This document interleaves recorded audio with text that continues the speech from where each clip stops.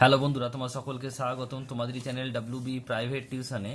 তো আজকের এই ভিডিওতে আমরা রায়মার্টিন প্রশ্নবিচিত্রা 2024 নবম শ্রেণীর ভূগোল বিষয়ের জন্য যে তোমাদের দ্বিতীয় টেস্টে যে 3 নম্বর স্কুল রয়েছে বিষ্ণুপুর হাই স্কুল এইচএস 471 নম্বর পেজে, তো এই প্রশ্নপত্রে বিভাগ ক এবং বিভাগ খ এর প্রশ্নের উত্তর নিয়ে আলোচনা করব। একের দাগে বলছে বিকল্প প্রশ্ন উত্তর দাও। একেরটা বলছে নিরক্ষরেখা 1 ডিগ্রি অন্তর দুটি দ্রাঘিমার মধ্যে দূরত্ব প্রায়।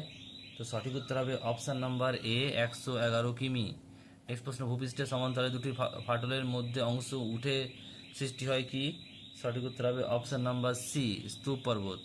পশ্চিমবঙ্গের সঙ্গে সবচেয়ে বেশি দৈর্ঘ্যের আন্তর্জাতিক সীমানা রয়েছে কার? সঠিক উত্তর হবে অপশান নাম্বার ডি বাংলাদেশের।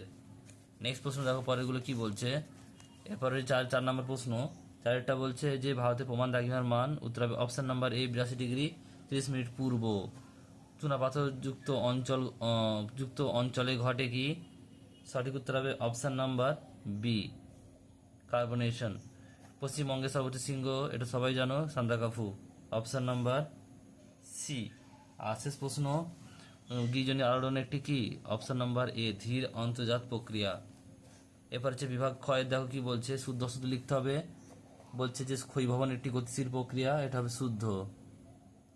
তারপর প্রশ্ন বলছে একটি একই অক্ষরেখার বরাবর মোটামুটি স্থানের সময় একই থাকে, এটা কি হবে? অশুদ্ধ, তাই অ লিখলাম এটা। এরপর প্রশ্ন বলছে দেখো মরু অঞ্চল অবশিষ্ট পাহাড়গুলিকে মোরান্ডক বলে, এটা কি হবে? অশুদ্ধ, অ লিখলাম। আর শেষ প্রশ্ন কি বলছে দেখো, উত্তরবঙ্গের নদীগুলি গ্রীষ্মকালে শুকিয়ে যায়, এটা হবে কি? অশুদ্ধ।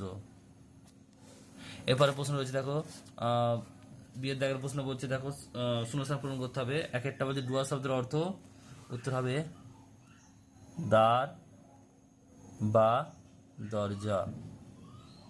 নেক্সট প্রশ্ন বলছে আবহবিকারের ফলে সৃষ্ট শিথিল শিলাচূর্ণকে ড্যাশ বলে, উত্তর হবে কি? রেগোলিথ।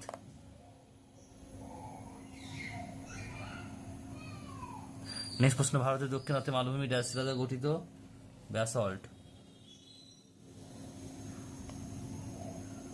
নেক্সট প্রশ্ন, সূর্যের উত্তরায়ণের শেষ সীমা হলো ড্যাশ রেখা, কর্কট ক্রান্তি রেখা।